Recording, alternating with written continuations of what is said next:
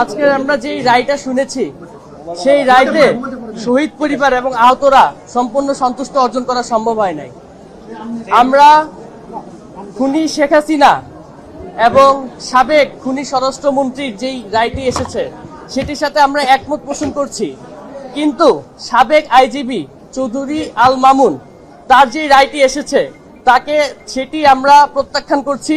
এবং সেই রায়ের বিরুদ্ধে আমাদের শহীদ পরিবার এবং আহতদের পক্ষ থেকে আমরা উচ্চ আদালতে আপিল করব এবং আমাদের ইচ্ছা সেই চৌধুরী আল মামুন সাবেক আইজিবি তাকে ন্যূনতম যাবজ্জীবন কারাদণ্ড দেওয়া হোক।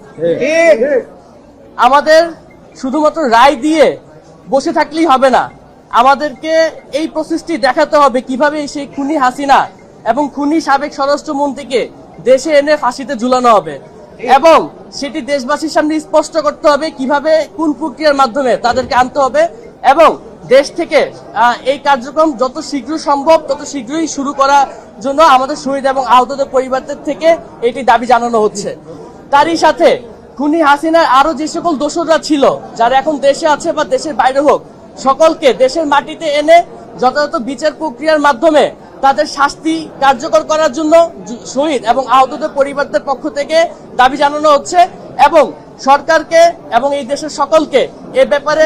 যত দ্রুত সম্ভব পদক্ষেপ গ্রহণ করার জন্য দাবি